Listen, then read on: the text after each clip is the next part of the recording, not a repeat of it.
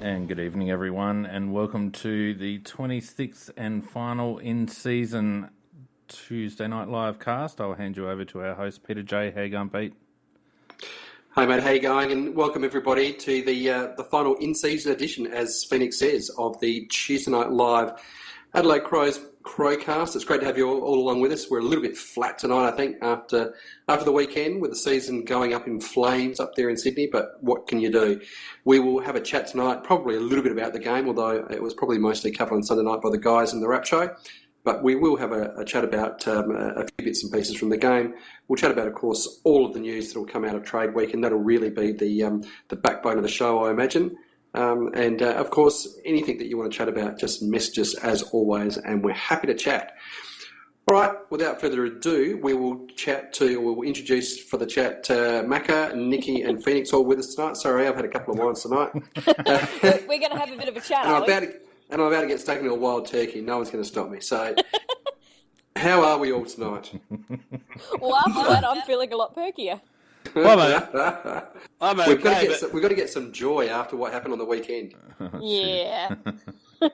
So I'm okay, but probably not as good as you, mate. All right, without further ado, we will get on to Nikki's news.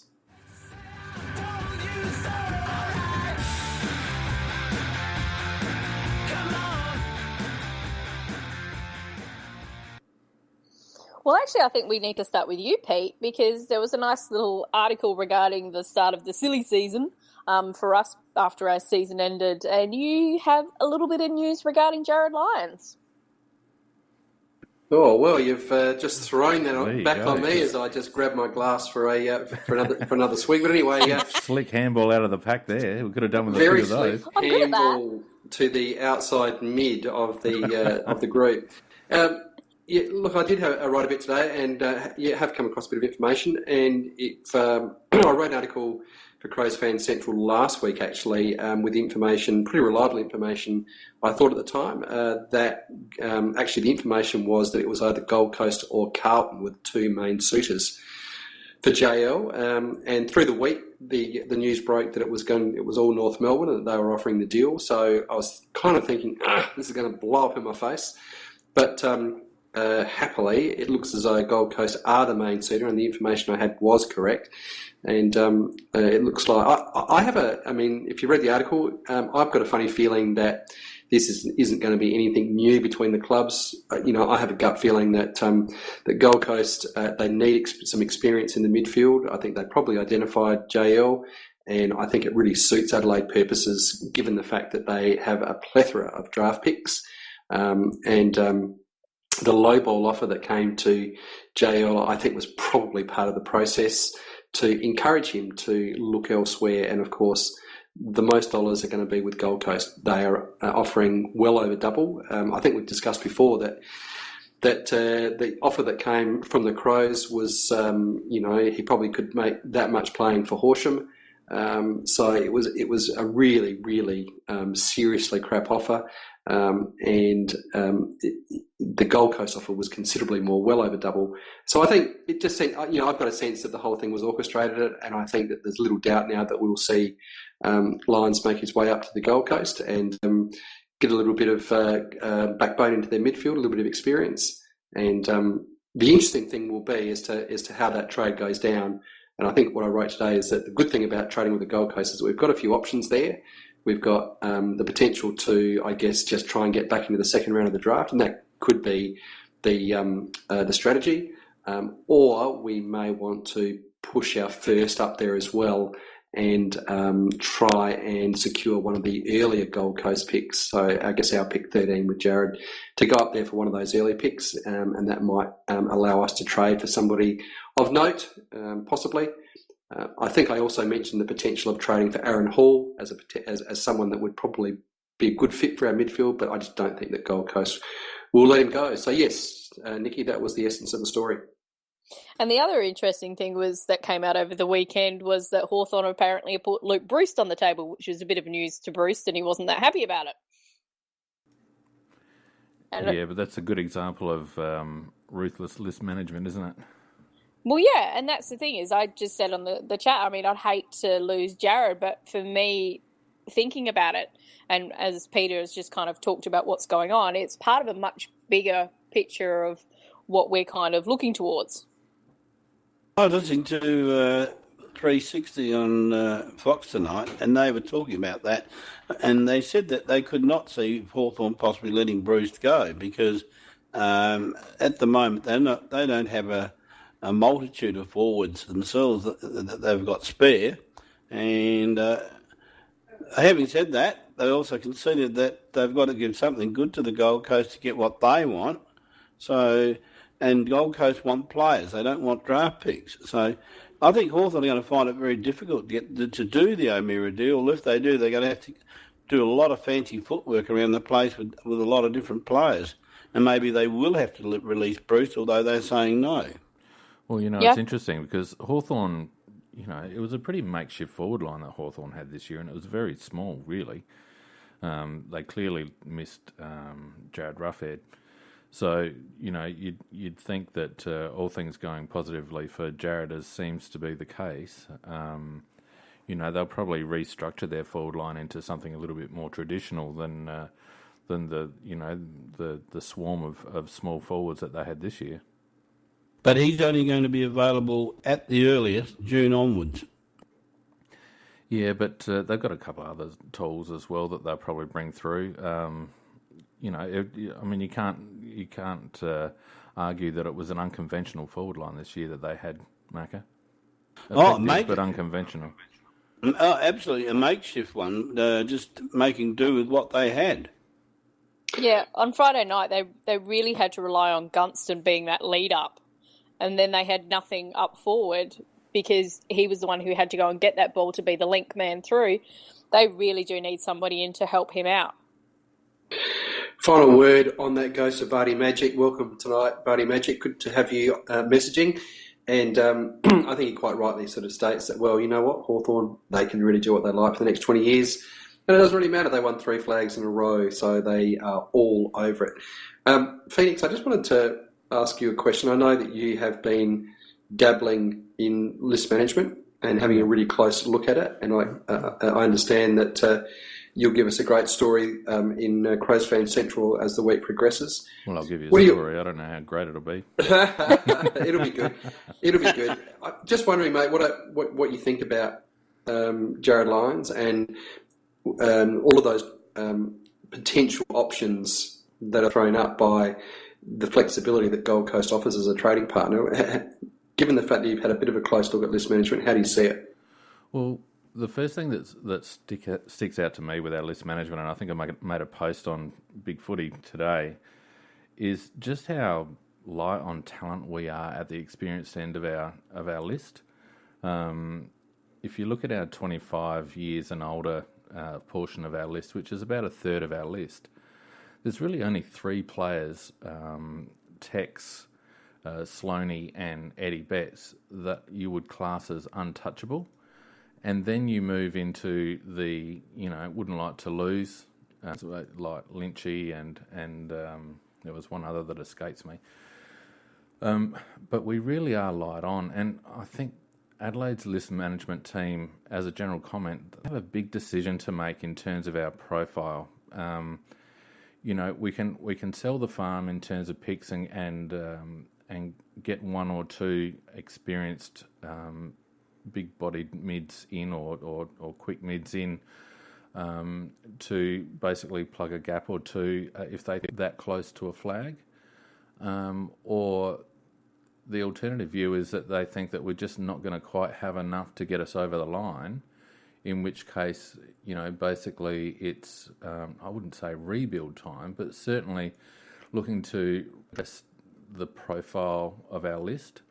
And if you look at we've drafted very well in the last couple of years, but if you look at our draft and trade results, sort of 2011 to 2013, there's not much positive in terms of outcome there. Whereas I was listening to SEN today, and they were doing they do a list profile, and they did one today on Western Bulldogs. Now, the AFL's kind of standard, I guess, in terms of success out of draft picks and whatnot is about 32-33% success rate. Western Bulldogs, if you look at their draft choices between 2011 and 2014, they're running at about 63% success rate on their draft father-son and rookie list selections. So, we can say how wonderful Luke Beveridge is and all the rest of it, and there would be a fair amount of validity in that. By the same token, their list manager, who I think is it Simon Dalrymple, I think it is, he's got to get a lot of plaudits for the way in which he's been able to select talent through that period of time. You're talking about Bontempelli, you're talking about Stringer. I might actually be able to get them, but when you compare their structure and their profile at the moment to ours in that 2013 or 2011 to 2013 sort of group, we're very lacking. We have middling players in that list, in that group, and I don't know whether Adelaide can afford to, place all its hope on that group of players. I don't think they're going to come through for us. Well, firstly, just on the Western Bulldogs, their list manager's done a magnificent job, and he's either been very, very good or he's been kissed on the you-know-what by a fairy, one of the two, but they've got some, as you said, some outstanding players. I don't think we've done all that badly ourselves, but we have always seemingly avoided getting that classy midfielder that we need to top up the list. And let's have a look. We got 2010. They picked up Liberatore at 40 and a father-son, and Mitch Wallace at 22 father-son. 2011, they've picked up, among others, Jay Hannison, Dixon, Dowhouse. Dowhouse was a rookie. Jay Hannison was a rookie. Clay Smith, who's taken a little bit, but he's he wouldn't be actually one that I wouldn't mind chasing, actually. But anyway, then who they got going forward? They got Horvat, who's another one who might be worth a look. Jack Redpath was a rookie. Jake Stringer was at number 5.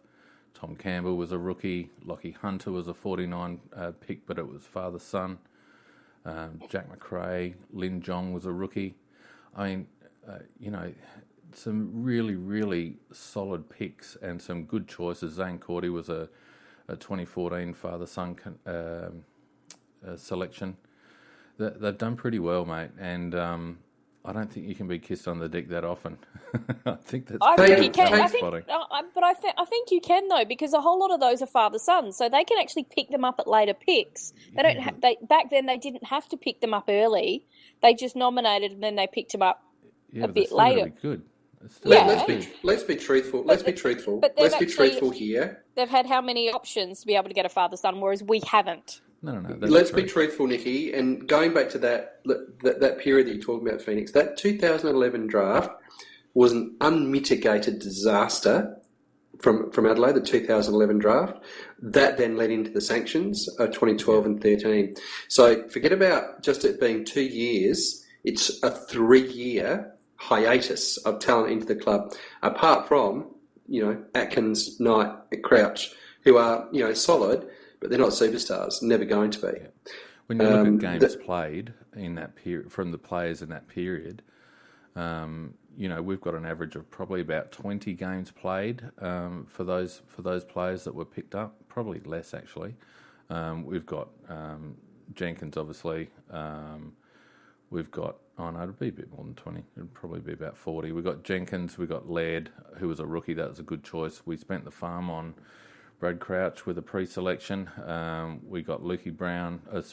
Crouch was a mini draft. Lukey Brown was a pre-selection. Cam Ellis-Yeoman, Mitch Grigg was our 2011. And Kerridge. Kerridge, who's moved on. I'm just talking about who's on our list at the moment. Jenkins, we've just spent the farm on. He was actually 2010 as a rookie. Lairdy was a rookie. Brad Crouch, the jury's still out. Luke Brown is struggling. Cam Ellis-Yeoman can't break in, and Mitch Grigg is going to move on. So what does that all... So, sorry, just what does that all mean then? Just moving back to my original question, Yeah. what does that all mean then for the Jared Lyons trade? How do we relate that back? Well, in terms of the Jared Lyons trade, he's the only one in our list that really has any currency. And given that he's like for like in terms of some of the other players on our list, and given the fact that in my view, I don't think we're quite there as a list. And Jared is someone who can at least get us a pick, and picks I think are what we need, particularly in this draft year. We need picks coming into this draft year because it's fairly deep. So we're not in the second round at the moment. At the very least, we need to be in the second round. I'm against going for a big fish this year simply because of the draft depth and simply because of our age profile. I think overall we have too many of the Jared Lyons types, and I think if it were me as list manager, I'd be biting the bullet and going, you know what, we're not quite there yet. We've got to rebuild from underneath. But Phoenix, if we go to trade Jared Lyons, and we've got Thompson who's falling apart in front of our very eyes, who are we going to have in the midfield? I think that the strategy is slightly different than what you're saying, in the sense that Lyons is the man that's got currency. You're correct with that. And I think our idea is to get a draft pick for that, which would be probably early 20s from Gold Coast. But I believe the draft picks are going to be used with a Brisbane or another club. As today there was talk about on Channel 9 and then also on the Triple M about we might be chasing Martin from Richmond. Now, that's a long shot, as you know, absolute long shot. But it's possible that sometimes long shots come off in these. You start off with the putting a bit of pressure on the club, and the club thinks, well, you know, he hasn't been all that good a guy with us. We need a new start, blah, blah, blah. It's possible. I'm not saying it will happen, but I'm saying it's possible. And I think that whether it be Rockcliffe, whether it be Martin or whoever, Rashudo's saying our position isn't good enough and it's not good enough to be where we're at. And he's said straight out, we need to get ourselves an elite midfielder. And I think when Rashudo says that, that's what we do. Yep, and there's a big difference, Macca, between what I think they will do and what most think they will do and what I actually think they should do. What I think they should do is slightly unpalatable, and I don't think they'll go there. Tell me this, do you think we win against Sydney on Saturday night with a Dusty Martin or a Tom Rockcliffe or maybe a Ben Cunnington? No. But that's because we were so bloody timid. They came out with an intensity that we weren't prepared to match. For whatever reason, you'd have to ask the players. They just mentally weren't there. And it wouldn't have mattered who we had. We would have got kicked off the park in the first 15 minutes. Take that aside. Given that we actually matched Sydney for 2.5 quarters, if Dusty was in the middle, or say even a Nat Fyfe for that matter, do you think we would have actually do you think we would have been capable of beating Sydney? It would have been. No, I think it's. We did look with what we've got. We did match them for 2.5 quarters, and that was with injuries down back to Keys and Lever and Italia, which caused a lot of reshuffles at down back as well, and limited our other options that we could do. So my answer is that with a quality midfielder, we would have gone a lot better. I'm not saying that we wouldn't necessarily have won, but we would have certainly made a much tighter game of it, and maybe we could have even won. But they had their midfielders. You watch what they do. They've got quality midfielders, 4 of them, and when there's a scrimmage, they're not all in the scrimmage. They've got one goes out about 15, 20 metres away for when the ball comes out, a little pass over to him and away they go. Yep. So, you know. So who would do that? Well, that's my whole point. You need quality midfielders, and we are light on. I mean, it's a loaded question, obviously, because who bloody knows? It's a crystal ball. My contention is that I don't think we're one player short. I really don't.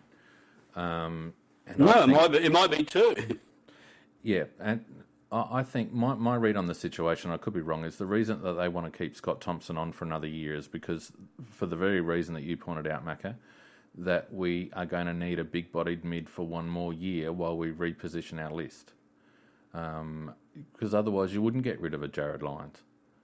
If you're gonna not play Tomo next year or not have him around the joint, you'd probably not get rid of Jared Lyons. He's our best performing inside-outside mid over the season, and that includes Matt Crouch. Not on Saturday.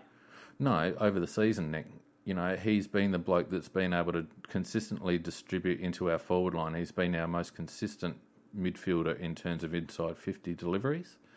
And whilst he doesn't pick up the 30 possessions, he's probably been the most effective inside-outside mid, including Rory Sloane. Rory Sloane is a ball getter and a bulldog, and certainly playing that link-up role and using his overhead skills. But in terms of your traditional inside-outside mid, someone who can dish it out, to lace out to a forward leading up, Jared Lyons is your man. So that's who you're getting rid of. And the only reason you would get rid of him is if you were saying basically that our current midfield structure is not good enough, and it's not one person, it's more than one person. Yes, but I do think there are other alternatives internally that will take place next year. And for example, you'd have to think that Charlie Cameron would spend a lot more time on the ball next year, and he adds a lot of panaz that we don't have and haven't had for most of the year. But they've been sneaking little bits of time into Charlie in the midfield, and I thought against Sydney that's probably about the most he's been on the ball. And when he was on the ball, it was a totally different ball game. All of a sudden, we had somebody who had some real grunt about them in terms of being nasty and tackling, and then once he's got the ball, zoom away instead of plodding away. And I thought Charlie was fantastic, and he'll definitely spend time in the midfield. You'll get other blokes which will come up. Well, let me say. No, Curtly Hampton, I think, will spend some time in the midfield next year. No, he won't. I think he will as an outside mid. He certainly did it in the Sandful. And he also won't cut it as an outside mid in the AFL, Macca. He'll be a halfback flanker and he'll free up Brodie to a wing. That's how I read it. Or maybe Seaman to a wing, but probably Brodie, I'd imagine. One of the ways they lured Hampton to Adelaide was with the fact that he wouldn't be just a halfback flanker, that he would be given opportunities in the middle. Yeah, but my first wife lured me with copious amounts of sex. Didn't mean it happened. Did that happen to you too? That threw you, didn't it? It was the only analogy I could think of at the time. Look, I think but it might have happened once. I do think that you're wrong there, Phoenix, because we have seen with the SANFL that how we set up in the SANFL is how we want those players to play in the AFL. The fact that we're putting Menzel through the middle, the fact that we've been training Wig all year in the middle, the fact that we've been putting Hampton through the middle as well. Greenwood's now been, for the last half of the year, he's been learning how to play midfield minutes. To me, that is saying that's what the club is intending for next year and for the future. Well, I think you're spot on, Nikki, and Phoenix. Sorry, I think honestly you're spot on as well, because I heard Rashido this morning talking to Tex Walker, and Rashido was very, very big on talking up the younger midfield, the SANFL midfield, if you like. He was very big on talking up Wig. He was also big talking up Hampton. He was also big talking up Greenwood. He was talking up these guys, and I just have a sense that you might, both of you, be on the money in the sense that there could be a sense that there needs to be a rebuild of the midfield from below, and that these guys are being groomed to come in, and then with next year, resetting next year, and then looking to add one of the big fish as a free agent in 2018. And so that would then be topping off your midfield with a Fife or a Martin, who will both be free agents in 2018. Now, that trade whisper that came along that Macca, that you were talking about, the rumour about Dusty Martin, that particular Twitter account, it actually clarified, not long after it released that tweet, the account clarified that it was referring to a free agency offer. It was not referring to a trade scenario this year. So that reported offer of, 1.2 for 6 years or whatever the hell, 5 years or whatever the hell it was, 10 million for 5 years, that was actually a free agent offer. And so what they're doing, as we all know, they're actually, their strategy is to be getting these free agents in order 12 months in advance. And that's what happens. Yeah. And so they're looking to position. My read is that the Crows are looking to position a free agent for 2018, whether that be Fife or Martin, to complement a rebuilt midfield in 2017. Yeah, that seems to me the read. That certainly makes a hell of a lot more sense, because when I look at the list, I don't feel like we've got. I mean, you're talking about guys like Hampton and Wiggy and those blokes. And look, even if you use the AFL standard hit and miss rate, one of those are going to work out. The rest of them aren't. I've got massive doubts on Troy Menzel being a first string midfielder of the AFL. Same with Hampton. They may run through, but we need to rebuild our core midfield. Even Brad Crouch is on notice for that. The question that I'd love to ask Roo on the back of his statement that you just mentioned, Pete, is why the hell they didn't use the opportunity in the second half of the year to chuck a couple of games into blokes like Wiggy and that. If they rate them so much, and I know that Harrison Wigg is not even 20 years old yet, but he's been in our system for 2 years now, and why they didn't use that opportunity. If they do rate those blokes so highly... I honestly think they probably didn't expect to be where they were going to be. They started off the year in round one with Miller and McGovern. And I think that they may have been considering, how we're going to rebuild this team. But then what happened is that the season kind of got in front of them, and all of a sudden they were contesting for top four. And the way that the season panned out is that there was not a single game that you could afford to lose, because you were they were in this sort of fight for top four, where they had every chance of making it. They fell at the last hurdle, and it was almost as though the opportunity to get some of these things done was taken away from them because the team did perform probably above expectation. The problem is though, isn't it, that sorry, Mac. The problem is though that if you get seduced by ladder position, and if you lose sight of the fact that the draw is so skewed, and it can often skew your read on how good you actually are, and I think that's happened to the Crows this year. You end up being Port. You have a hell of a lot of overrated players on long-term contracts. I reckon there'd be a bit of buyer's remorse already on Josh Jenkins, and I'm not the only one to say that. That's been bandied around in the media. That we blinked far too early on Jenkins, and there's probably a couple. Even Brad Crouch, he's contracted until what, 2020 or 2021 or something like that. That's a big call for a bloke who shows a bit of promise but hasn't for the last 2 years due to circumstances and also form. And it just worries me that the list manager needs to be removed from the current situation. And if they overrate the list like I think they've done at times this year, then we're going to end up in a situation like Port Adelaide, where we've got a bunch of blokes like Hartlett who we thought were going to be good, but they're not actually as good as what we thought they were. Actually, just at this point, I'll give a shout out to Wayne's World, who is joining us on the chat tonight. And Wayne's World will never ever die wondering, of course. And he has been very, very stern and vociferous as he can be about the fact that there will be no free agency push for 2018. In his own words, just plain wrong. Wayne, not sure why you think that strategy is so out of order, but it would seem that when you've got guys like Fife and Martin coming out into free agency, that you would think that there's no reason why a club like ours wouldn't have a crack at them. But anyway, I thought I'd just pop it in there. You got Fife, Rockcliffe, Martin and Cunnington off the top of my head. Now, for a team that's screaming out for an A-grade midfielder, you don't even reckon we're going to have a net, Wayne? That's why I don't take any notice of you on the boards, mate. I have a few little stoushes with him too. And look, he's obviously a good guy, but he goes a little bit arse up sometimes, and I think he's really done it. I think he's really done it here, because that's exactly what we need. And if these guys are available, they would be absolutely negligent in their duties if they didn't have a crack at these players. And when that's exactly what we need. And the other thing too is we do have a habit, which we did with Eddie Betts. We and not just us, but everybody does it. You really you're putting your ducks in a line. You're doing that about a year out, and when you put your ducks out a year, in a line a year out, you just actually might make one of those ducks fly straight away. In other words, you actually, by the other club knowing that you're doing this, they might think, well, gee, we'll lose him for nothing, so why not trade him now? Yeah, it depends on our TPP situation as well, Mac. I thought about that today, and whether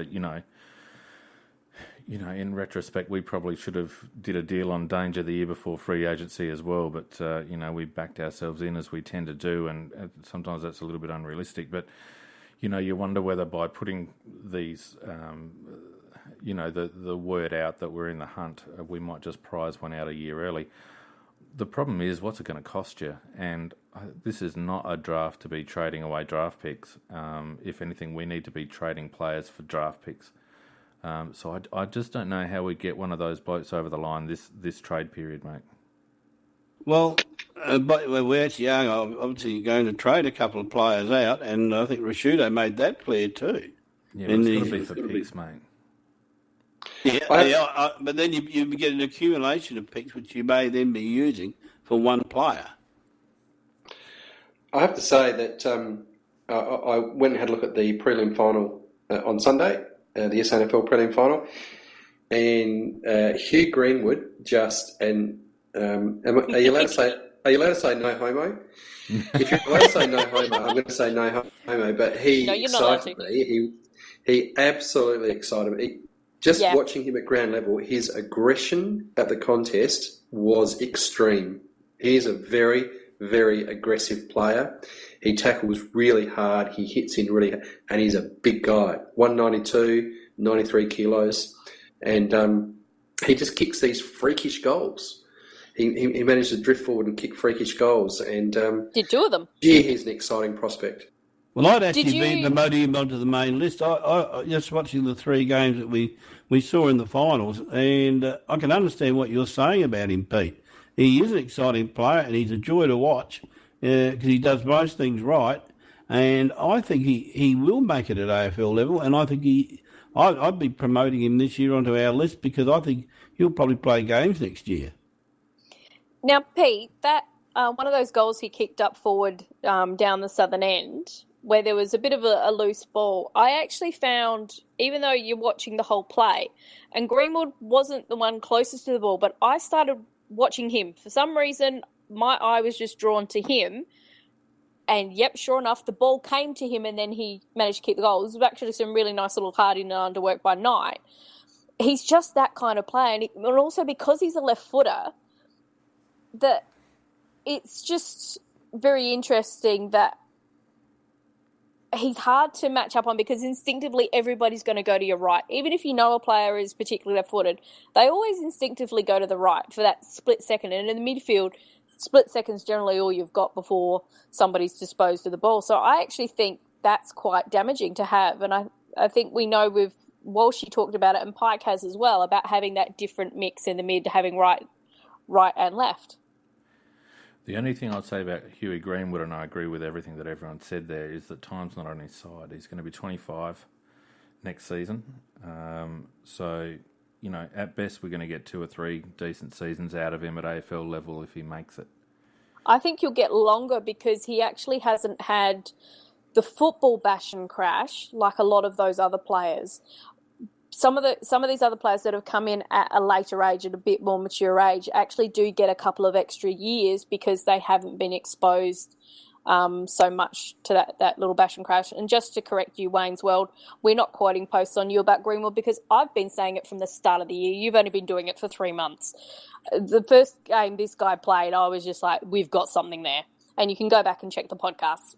Yeah, and about the age factor, if he just say he starts playing games next year at age 25, listening to some of the players on radio and TV talking about it, they say that 28 is the golden years, 27, 28 are the golden years for a footballer. Yeah, so, but that's when you've been playing footy all your life, mate. I mean, he's been playing basketball. But he's been playing football as a junior as well. I understand he played footy as a junior, but he had a long time out. What I'm saying is that he hasn't gone through elite programs. He hasn't had that US Lynch basketball? Football elite programs, Nikki. The AIS? football elite programs are a completely different thing. But it's a different fitness. He did. Focus. He has that. It's a He different has skill said set. that.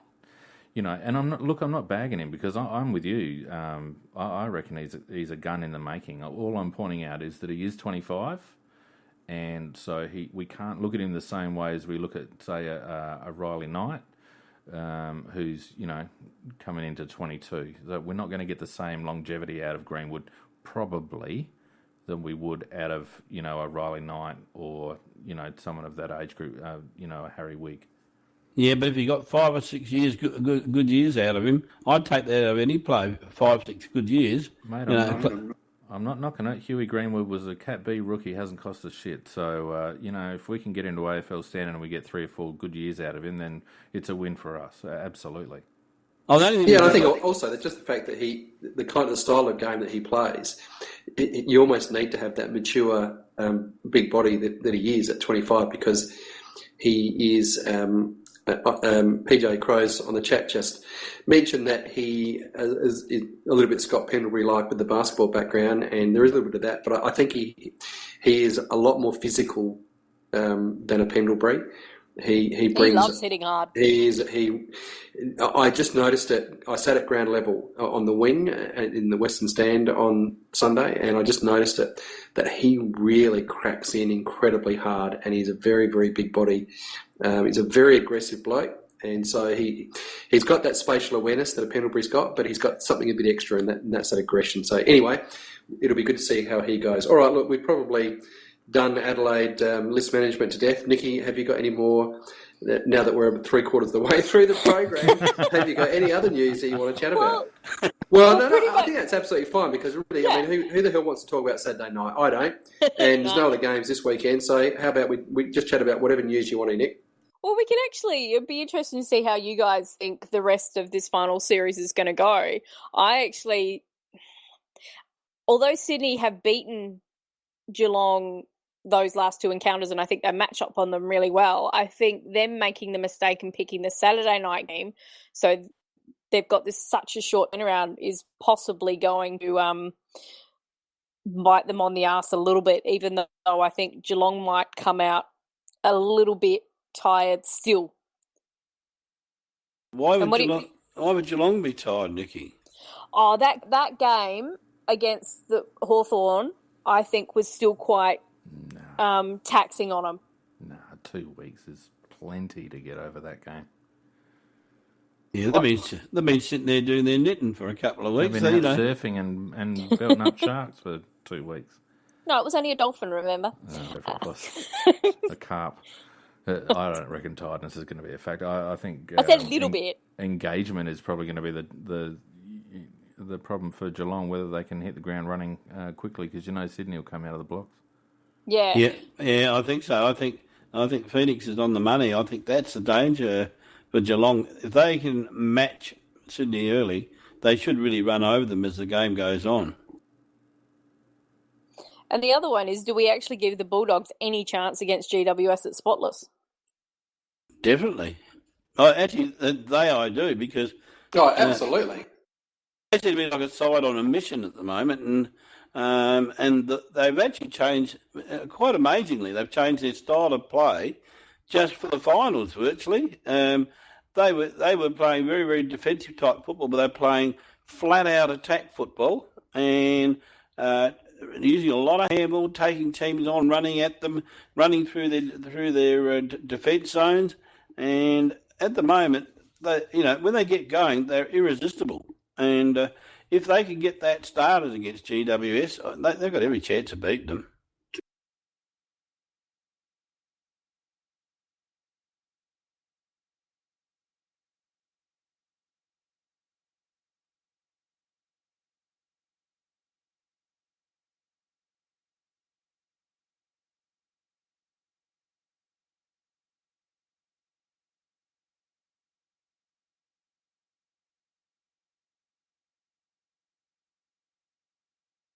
Yeah. I actually think the only way that the Bulldogs can win this is that their midfield really, they have to get goals off of their halfback line and their midfield, a lot of goals from there. And we've actually seen the GWS midfield, they're actually quite defensively minded well. So to me, that's where it's going to be, because their forward line isn't that functional. Stringer, I still think, is a bit of a liability up forward. Yes, he did kick some goals, but Hawthorn actually just kind of decided to back off and leave him alone, which was stupid. It gave him space, which gave him confidence, and he got his dander up. Whereas GWS backline are a different beast. Can I just say, it amazes me. I mean, GWS only fell into the four because we, wet the bed against West Coast. They could have easily not even been a top four side, and all of a sudden they had one win against Sydney, and that was a good win. But Sydney were down. Sydney did not play the type of game they played against us. They were down, no question about that. And all of a sudden, GWS are the best team in the competition, and so I don't buy that. I think that they had a good game, but I think Sydney were down. But other than that, they were lucky to even be a top four side. Let's be honest. We threw away a top four position, and they were able to slide in and get that top four spot, and they just skated into fourth spot. So, and if you look at the last time they played the Western Bulldogs, that the Western Bulldogs will make, I think it's around about, is it 6 or 7 changes? 6 or 7 first choice players that they didn't have the last time they played GWS that they will have, and I reckon the doggies are in it up to their eyeballs. Very good summary, Pete. Except for Pete, one Malcolm Blight will just disagree with you. You don't have to be a top team during the season. You just have to make the finals, and then you just need to be the top team in the finals. Oh, but Nikki, what the hell would Malcolm Blight know about football, honestly? Nothing. He's useless. I mean, you could argue that Western Bulldogs have all the momentum going into this one, Nick. Probably very aligned to Malcolm's thinking. I think an interesting contest this week is going to be Mumford versus Roughhead and Boyd. I reckon you'll see Mumford try to take Boyd out. Yeah, he may not. If they do make a grand final, he might not be playing the way he plays that close to the line. But if that's what they've got to do to get there, he has. Boyd's actually earned his keep in the final series, and him and Roughhead have been quite good, not only in ruck contest, but more so around the ground. And I reckon Mummy might just make a bit of a statement. Yeah, Mummy can make a statement without even really trying, because he's just got that big body. And when he's even going for the ball, if you just happen to be in the way, he can hurt. Well, he ragdolled Kurt last week, or the week before. So, yeah. How about the other one, guys? I reckon Sydney will get past Geelong fairly comfortably at the MCG. Do you, Pete? I'm a bit surprised about that, Pete. Yeah, that midfield. I mean, they pulled Geelong's pants down at Kardinia Park a few weeks ago, and that midfield is just brutal when it gets going. And I reckon they're on a roll. And I think Geelong, they only just. I mean, they've had some really dodgy results this year. They only just snuck past Hawthorn, who went out in straight sets. For Sydney, for mine, I think we'll get over the line okay. Key stat on this one, Pete. Key stat. In the game that they flogged us, we still had more inside 50s, and you could argue that if we had a half-effective forward line on the night, then we would have given it a shake.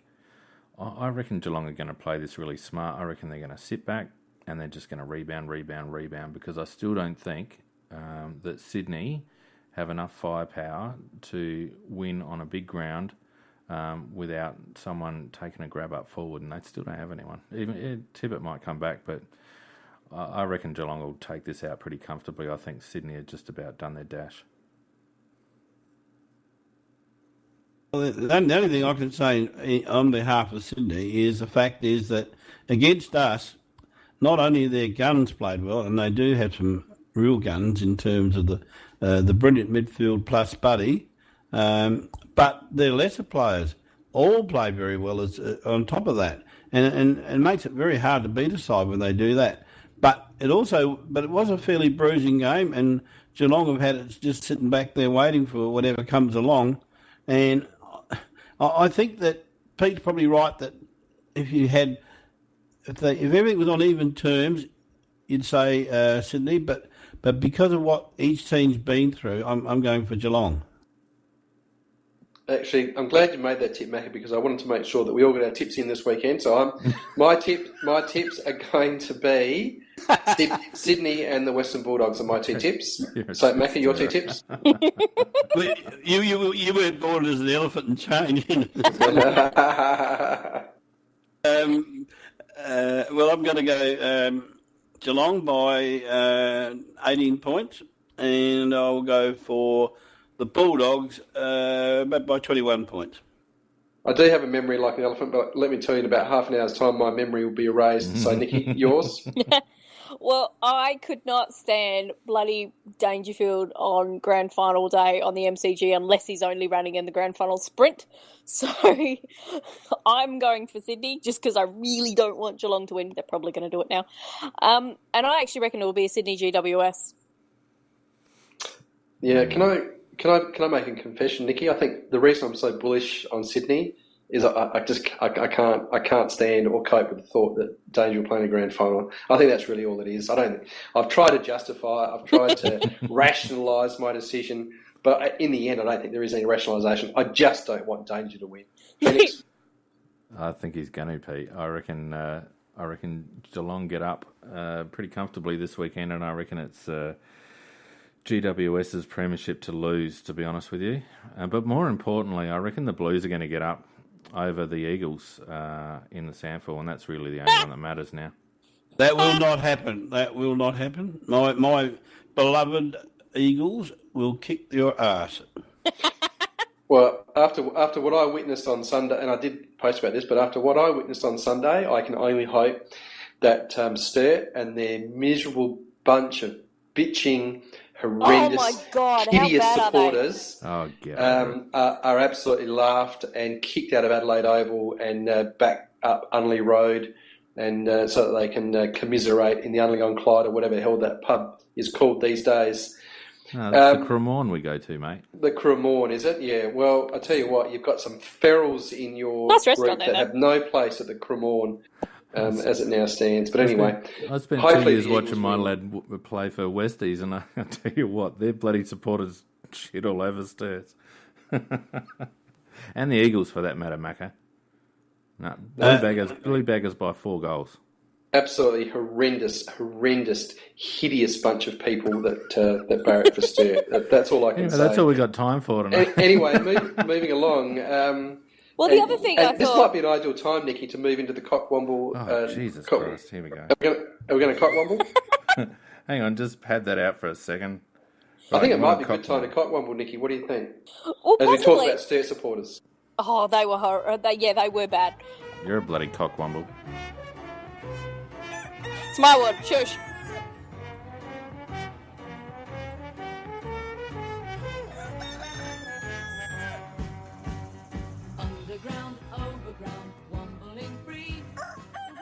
I nominate Pete.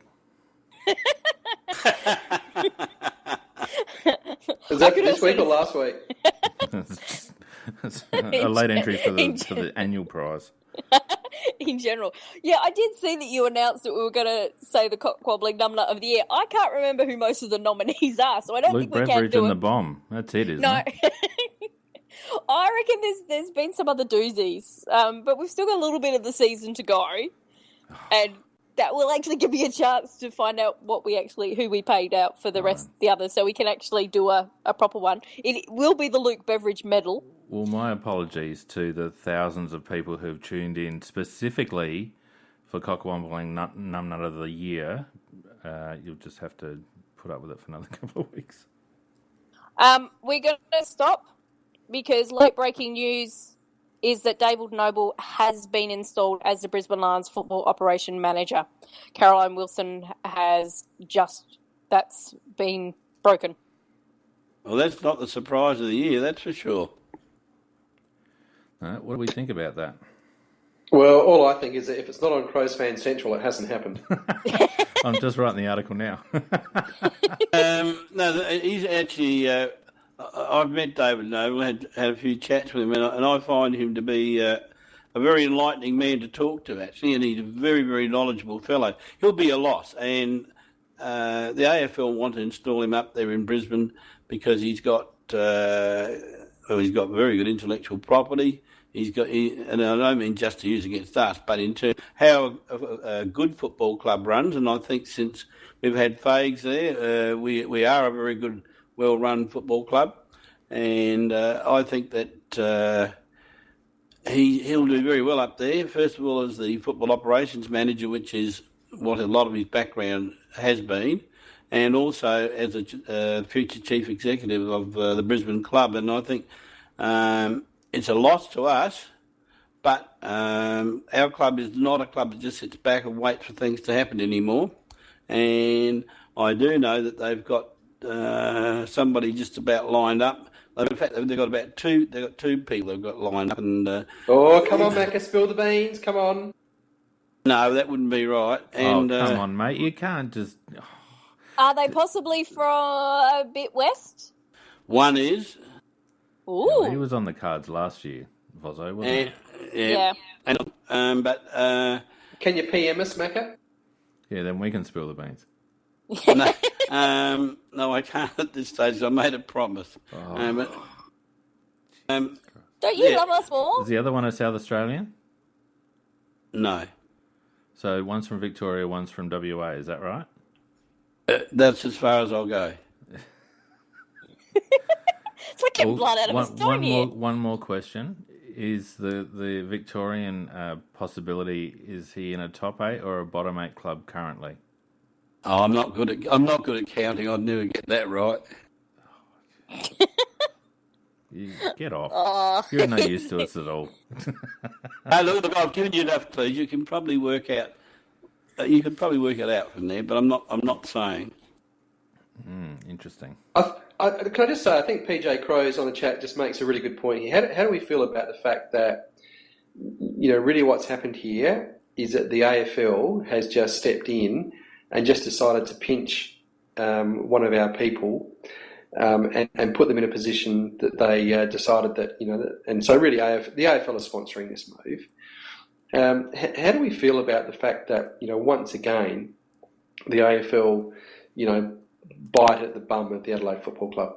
Yeah, they did. Well, that's exactly right. Well, that's exactly what has happened. But they did approach the club and give them a fair bit of warning about it, so that we had a little bit of time to do our own research as well. But we've known this for some time. But you're right. The AFL actually, not only are they instigating it, they'll be paying for it because they are actually got Brisbane, or they're keeping Brisbane afloat. They're on a lifeline to the AFL financially, and so they'll be paying the money for it. Yeah, the thing I guess that bothers me about it is that he's gone to a like-for-like position, basically, and yeah, he's got more responsibility probably. But, you don't hear about the under-the-table, on the napkin, if you go up there for a couple of years, then this is what's on offer. This is obviously a fast track for Noble to head into the AFL executive. Or at least the CEO position. A CEO position at Brisbane. You'd think that he would probably have been in line for CEO at Adelaide if Fags moved on. Look, I can understand Noble wanting to go to a different environment with a new challenge, but I think you're right, Pete. The AFL has its hands in too many pies at clubland. And whilst they've got a vested interest in Brisbane and Gold Coast and whatnot, it's just not a level playing field. And they would have had to pay Noble a pretty penny to go up there. So I wonder how close to the wind Brisbane are sailing with their bloody luxury tax at the moment on football department spend, if they get Fagan in as well.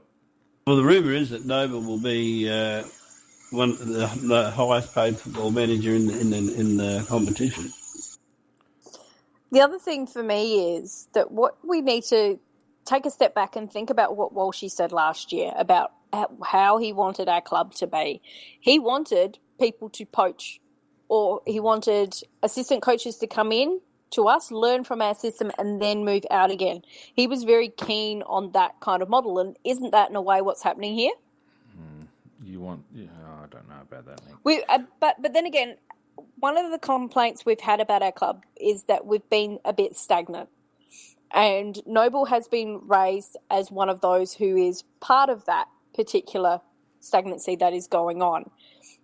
Now, I've got a lot of time for him, and I know that he's very respected within the football industry. So the fact that we're now kind of whinging and complaining a little bit about this, but didn't we kind of want him to move on? Yeah, I think this is actually a win-win. Yeah, I think, Nikki, on balance. I mean, I put that question out there just to, for a bit of interest. But personally, I think you're right. I think it's actually not a bad thing for the Adelaide Football Club for Noble to push on, and I think that may well assist Don Pike in having a fairly fresh and free sort of reign. I think that the transition of the football club, administratively wise, anyway, is now complete, and so I think that the new administration can go forward and put in place a plan to hopefully reach success. And I think that Don Pike now has will probably have a lot freer reign than possibly what he had this year. Well, they're changing the whole structure of how it's going to be done. Noble's in charge of a lot of operations there.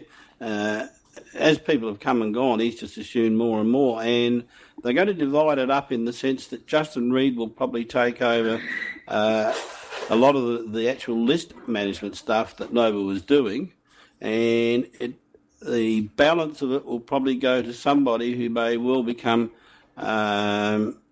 almost a member of the coaching staff, not quite a member of the coaching staff, but almost. So they'll be they'll be more football orientated rather than administration orientated, with Justin Reid taking over a lot of the administration stuff in terms of list management, etc. He's not even based in South Australia. Does he need to be? Macca, is it? Come on now, is it Summer? It's Peter Summer? Oh, because I fucking hope not. Because he's the one that's obviously been bandied around. That wasn't the man that I was told. Oh, there you go. No, he was told Vozzo from WA.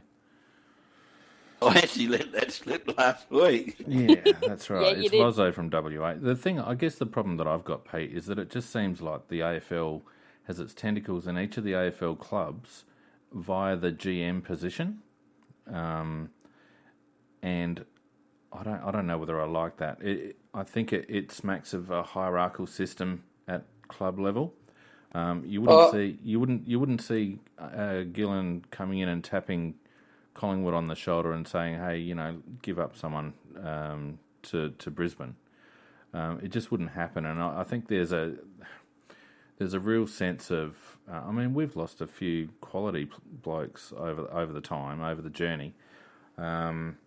And we're always left to have to, develop and foster and recruit the next guy. I said last week that this is the most compromised competition in the world, and and if you want to and you can just continually trot out examples of the chairman or whoever the hell it is of the NBA going to the Boston Celtics and saying, you know what, we've got trouble with the Charlotte Hornets, and so what we're going to do is that we're just going to pay for your best guy who runs your club, and we're just going to pop him down there and make them good.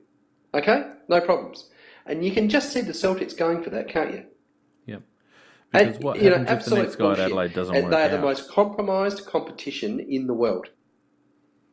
Yep, and if the next guy doesn't work out at Adelaide, and he's overseeing our football operations, then it compromises our progress at the expense of an AFL. And they won't give a shit about that. No, of course they won't give a shit about that, Phoenix. Because we're quote unquote a strong traditional football state. But poaching is poaching, and I just it smacks of, as you said, a completely compromised competition. But we already know that's the case, Pete. And sometimes you question your own sanity in terms of following this bloody league, because it's not really a level playing field on so many different levels. Anyway, look, I'm going to draw a line under that because we're just about out of time. Are we going to have a quick Cockwomble? Yep, because I can actually link that into a nomination for Cockwombling Number of the Week is the AFL for actually instigating this in the first place, because they listened to the whinging from Collingwood, etc., and took away the money from Brisbane. They put Brisbane in that position. They knew Brisbane needed extra help. They kowtowed to the Victorian clubs who are bleeding in the media, so they've got only themselves to blame for this.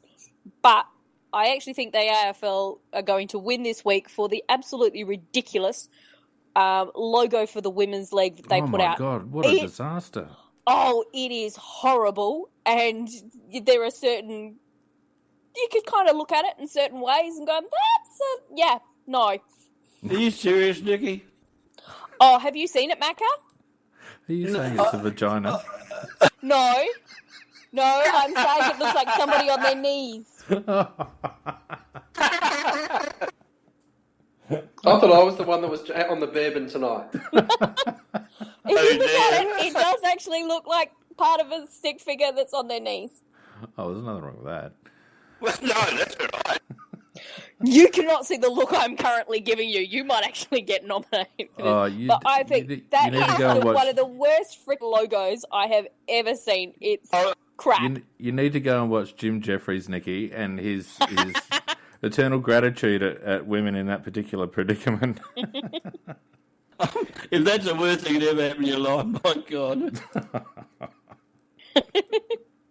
So I'm thinking the AFL are going to win just for, or whoever the marketing, the designer was, whoever came up with that. That's terrible. It's crap. Yeah. Actually rank it up there with Port Power's bloody logo in terms of childish. Yeah, it's stupidity. Crap. I just want to say one quick thing sorry, Pete, just before we move on from that whole shit. One of the key indicators of the AFL manipulating the system is how they're going to handle the Gubby Allen situation with Lachie Whitfield. And you watch that get swept under the carpets, quick, smart, and yet... Isn't that a beauty, that one? Oh my God. That's just bubbling away in the background. Caro Wilson's all over it, but I reckon that's going to be swept under the carpet. And, Gubby's gone up and done things with AFL, expansion clubs in the past. He's obviously back at the homeland in Collingwood, and they think enough of him just to give Neil Baum the arse, just like that. I reckon that's going to be a real indicator of how the AFL just manipulate the situation if you needed any more evidence. All I can say is if he was coming to Adelaide, mate, it would have been treated as the greatest thing that ever happened in terms of a bad thing. And... everybody get penalised all over the place. When it's Adelaide, belt the shit out of them. If it's if it's Collingwood or Victorian club, just be nice and mild to them. Don't think you can get an argument from the rest of us here. Nope. Now Dookie, just on the Cockwomble Award, yep. what about Kane? Kane Corns, surely he deserved it. Yeah. I just want to point out too that we're a rudderless ship at the moment. Pete's actually fallen off the bar, I think. He has. His iPad died. Yeah. But in fairness to Pete, we made his life hard all bloody night. He's probably gone, yep, we're close enough time. Yep, we're done. He's out of here. Yeah, that's it. I'm out of here. They're going to ramble on. I'm going to piss off and drink some more bourbon. Well, the poor bugger's probably cracked up and he can't take any more. Oh dear, we are a mess. Yeah, Kane Corns is a ripper. I reckon he's got to be right up there. Yeah, that was a disgraceful article. That was a really disgraceful article because it makes it look like the club itself got way ahead of itself, and that's not true. I mean, supporters of all clubs will always be over-optimistic of their chances, and Port Adelaide, for example, and even after they finished where they finished, 9th, 10th, 11th, wherever they finished, they're still talking about themselves as being a top 4 club. Yeah, God help me. Yeah.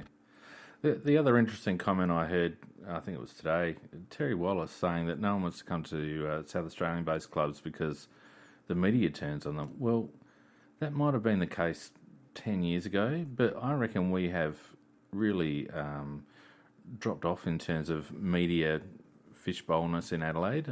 We still have our little talkback radios, but every bloody state has those. But in terms of media spotlight, we're in such a routine now in terms of how News Corp churn out their weekly footy coverage. I don't think that the players would even be aware of it these days. I thought it was a weird statement from Terry Wallace, and it smacked of a bit of xenophobia on his behalf. He's also been out of the game really a long, long time in terms of any practical position. And I don't think Terry's got... He acts as if he's all over it, but I think he's a long way away from it, really.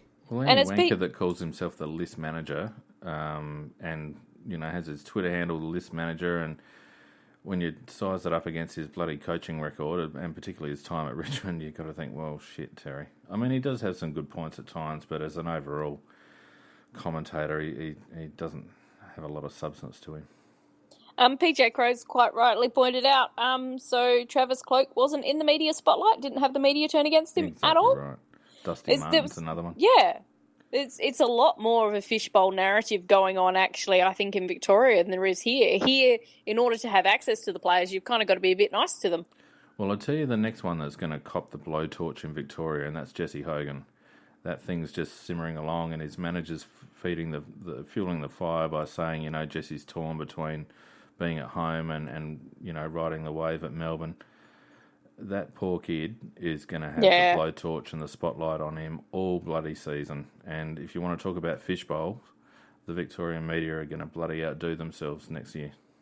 And just on Kane Corn, just to finish on that, if he wants to be like Rucci, just to be another Port Adelaide poison pen Port promoter, he's actually going to limit his career. Whereas I think the guy's got some talent, and I think that if he applies himself properly, he could be a good addition to the media. But unfortunately, I think he's following in Rucci's footsteps at the moment. He's a bit schizophrenic in a way, in that you get one version of him in the Victorian media and you get one version of him here. Now, it's what his bosses are telling him to do, but I find that quite disappointing. I mean, if you're going to be a strong media person, then you kind of need to be consistent, because the audiences are very similar. Well, so, that's what annoys me. There's a big difference between, say, a Warren Treadway, who says it how he sees it, but is pretty measured and balanced and has good information, and I think, by all reports, has good rapport with most of the players and the clubs in South Australia. And Kane Corns is just he's nothing more than a tabloid journalist. He's just a sensationalist journalist, obviously being mentored by Rucci. And his father. Oh, well, But PJ Crow says, Croc Media, if you look at the radio rights deal that just went through, and I think, Nick, you and I have talked about this before. Yeah, Hutchie is really making a play for that space. He's got all the regional coverage this year. He's got he's got control of Footy Classified. He's got control of the Footy Show on the Sunday. He's got Footy SA on Channel 9 as well. He's providing coverage, I think, for all the main networks as well, like 3AW and 5AA, etc. He's Cornsy's riding on the back of that little coattail, and it was interesting that Treadway used to be part of that, and he dropped out. I don't know how that occurred, but Cornsy's not far away from the Hutchie mould either. I just couldn't believe the AFL gave the rights for the media, the radio media to Croc Media, because money. Well, it must be, because I think Hutchie's a bit of a loony, really, to be honest. Well, he's a smart loony. And he, they haven't. He's sometimes not that smart. But he's got all the regional stuff. So he hasn't got. We've still got Triple M, we've still got AA in Adelaide, still got 3AW and Triple M and SEN in, and I think K-Rock in Melbourne. Yep. But he's understood his place in the grand scheme of things, but in the absence of any main players in the regionals, he's gone hard at it. And he's a smart operator, even if he is a bit of a toss, in my view. Well, no, and being done in the courts. He must know how to play the game, but I'm just surprised the AFL giving it to him. I mean, it's okay for say Hutchie, he's good at. He's good at actually wooing the AFL, but for the AFL to actually fall for it's another thing. I think surely there's better operators. Well, name them. If he's willing to pay extra money, they're going to go to him because they're just interested in money. I think you both got me there. That's another story. But it is just a surprise to me. And just on the other thing, I just want to qualify. I'm not saying Losso has got the job. I'm saying he is one of two. He is one of two candidates. Oh, Macca, come on now.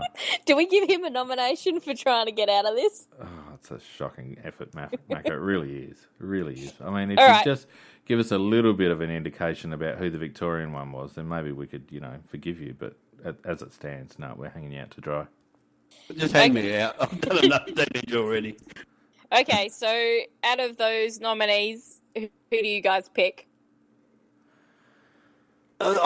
Kane Corns wins for me. Yeah, nah, I'll go no, Phil. For the logo? Yeah, for the logo. I haven't seen this picture yet.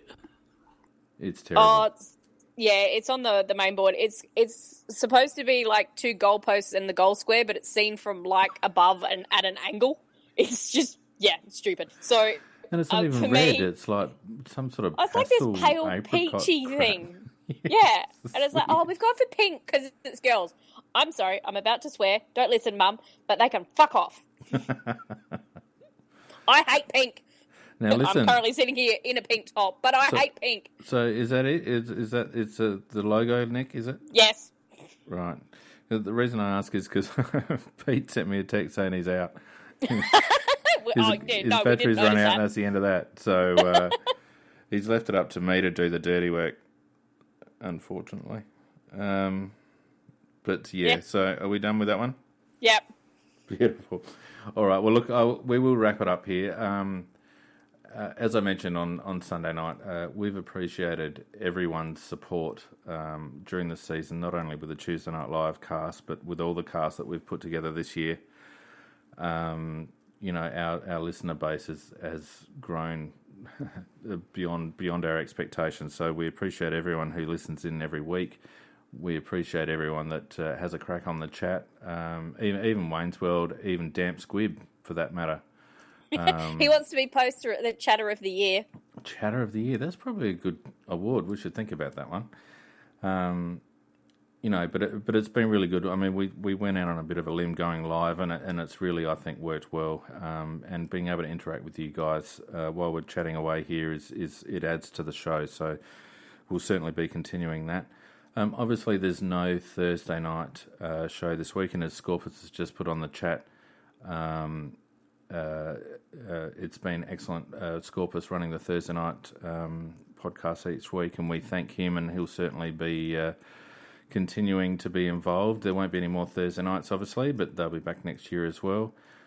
We will be continuing Tuesday Night Live pods throughout the rest of the final season, the final series, draft and trade period, and also throughout the summer. We're going to be getting a few people on to cover the summer sports.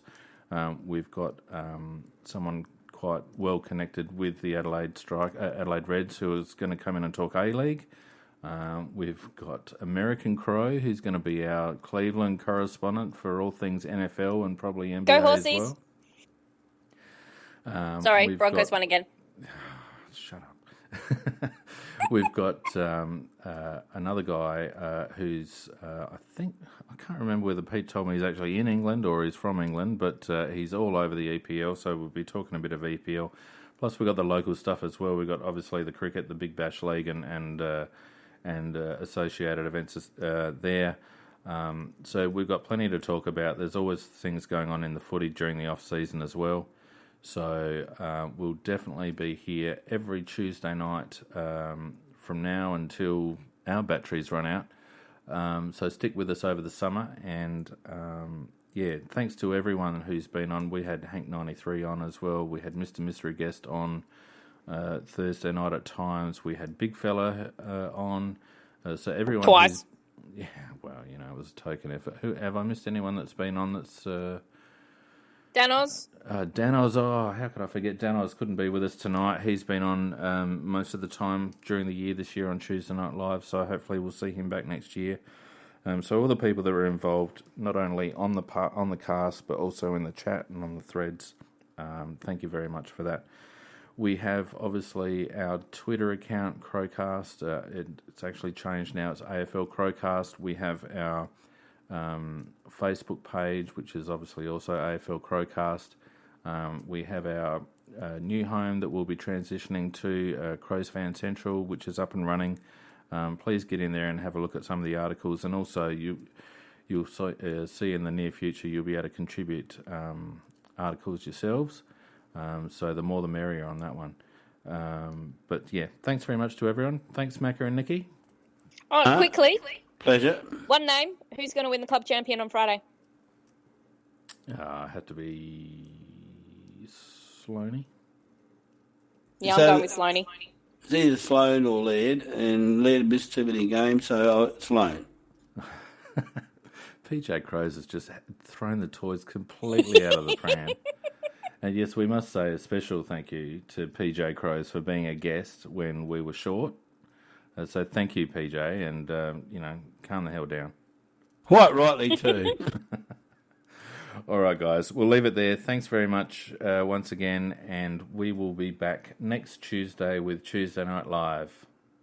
Yep, all the latest gossip. Bye. Shut up, Macca.